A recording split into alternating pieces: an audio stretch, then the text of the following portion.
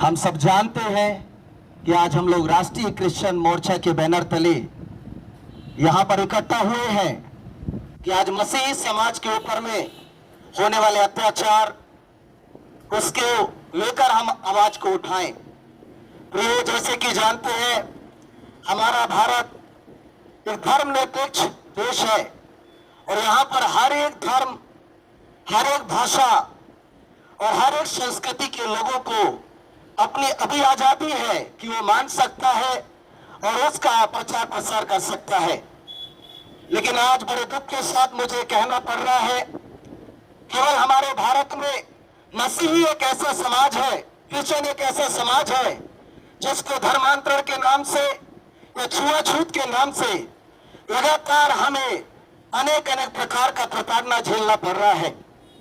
आपको ज्ञात हो, इसलिए ईस्टर के समय में 20 अप्रैल को हमारी एक शाखा बिछिया में है, जहां पर हमारे मसीह अनुयायी भाई बहन लोग हम लोग मिलकर वहां आराधना कर रहे थे, भजन कर रहे थे।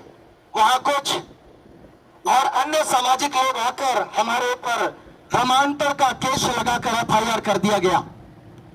मैं कहना चाहता हूं प्रियो, अगर 10 लोग मिलकर दुआ करना अपराध है, इस देश में क्या सही है हमें बताया जाए।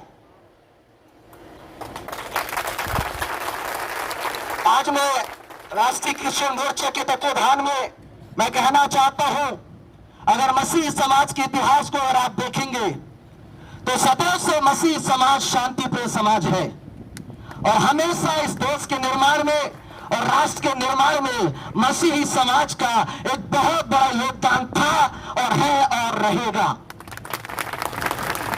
अगर आप मसीही समाज के कुछ चीजों को मैं बताना चाहूंगा, आज यहाँ पर सम्मान्य साथीगण खड़े हैं या मेरी आवाज को सुन रहे हैं, उनमें से ज्यादातर शिक्षित लोग जो है कॉन्वेंट स्कूलों से पढ़कर आए हुए लोग हैं और आज बड़े बड़े IAS IPS लोग बने हुए हैं। तो शिक्षा और स्वास्थ्य ये मसीही समाज का मूल उद्देश्य रहा है और समाज सेवा मसीही समाज का मूल उद्देश्य था और है और रहेगा।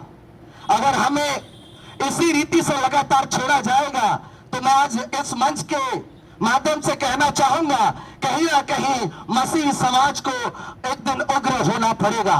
इसलिए आज मैं आह्वान करना चाहता हूं, हमारी धीरज का इम्तिहान ना लें।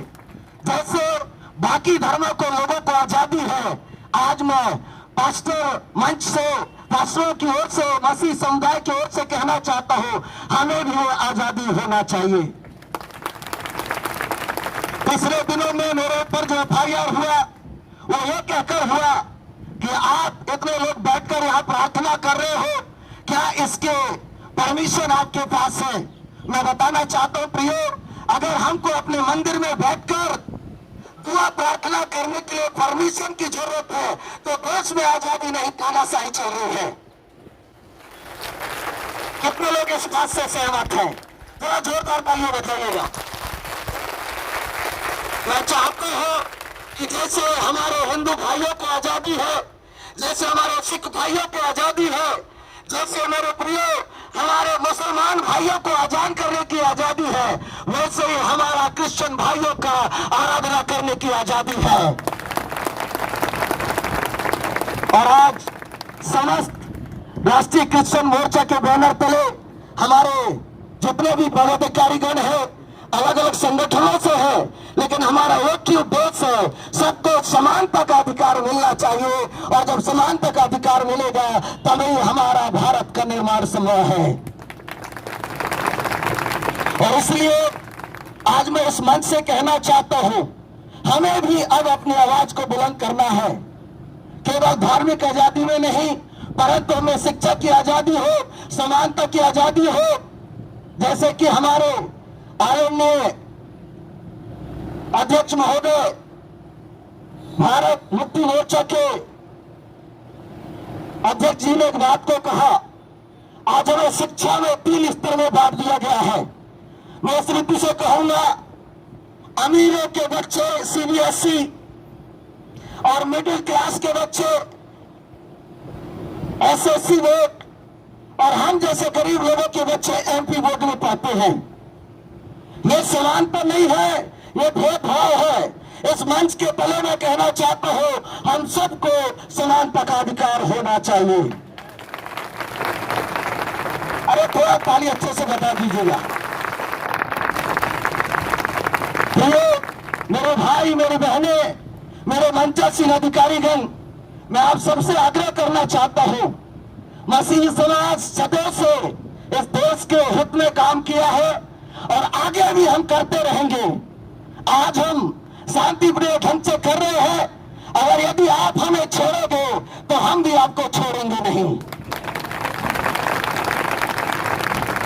इसलिए मैं ज्यादा कुछ नहीं कहूंगा, बस मैं यही चाहता हूं, जैसे बाकी धर्मों के लोगों को आजादी है, बाकी समाज के लोगों को आजादी है, हमारे क्रिश्चियनों को भी वही आजादी चाहिए।